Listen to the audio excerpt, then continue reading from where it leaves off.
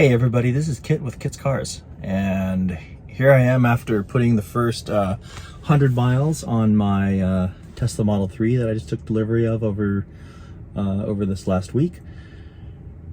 Well, the first impressions are actually most of the car is pretty good. I mean, I think that the build quality has certainly improved, and it is certainly screwed together well. I don't have any funny squeaks, rattles, and don't have a lot of wind noise, which is great.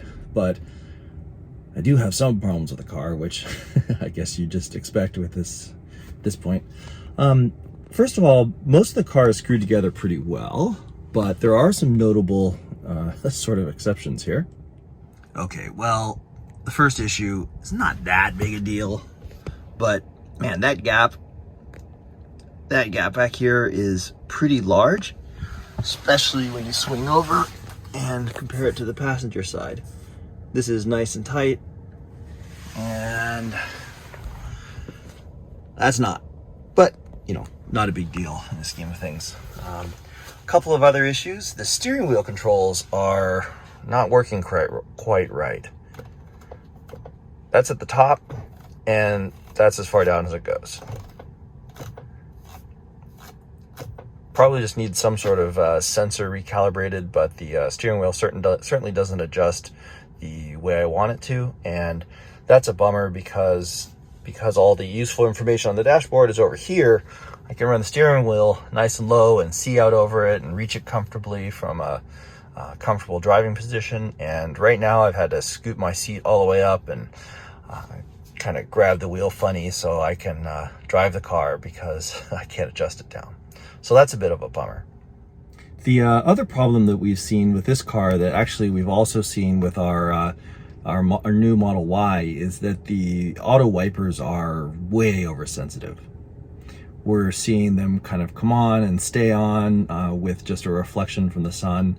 I suspect it's related to a little bit of dirt in the sensor, but you'd think they'd have figured that out by now. I drove down 280 for about 10 minutes with the windshield wipers stuck on when there wasn't a drop in the sky, so that was a bit of a bummer.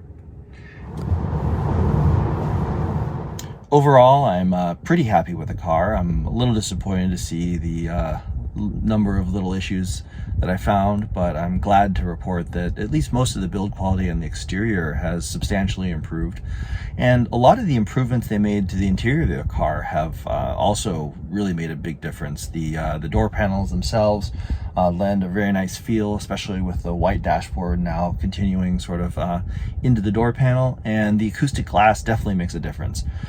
Even though Tesla is now delivering these with Pirelli tires, which I'm not a big fan of. The 2019 Model 3 Performance that I had came with Michelin Pilot Super Sports, which are a great tire, and having gone to the Pirelli P0s, certainly disappointed in that choice. The Pirellis are not great tires. They make more noise and grip less than the Michelins, but it hasn't affected the car a huge amount. But yeah, I was a little disappointed to see that tire choice.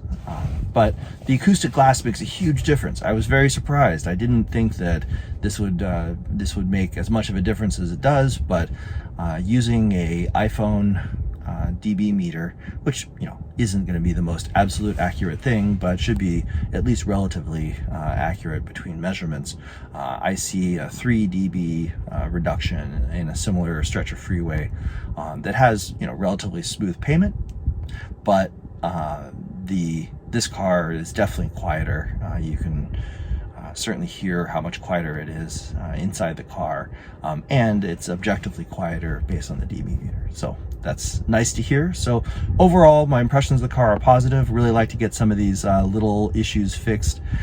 The Tesla mobile service is coming out to install the super overpriced HomeLink controller. And what car doesn't have HomeLink these days? And certainly Tesla adds some additional value to the HomeLink, given that they have the GPS enablement to open and close the garage door automatically. But that function didn't work all that well on my old 2019 Model 3 Performance, so hopefully it works better in this car. So still, overall, mostly positive impressions thus far. I'm a little bummed about the couple of things that I've got to have fixed by mobile service, but it is nice that mobile service will come to me. I don't have to drop the car off and deal with that. So, it is what it is. Thanks for listening.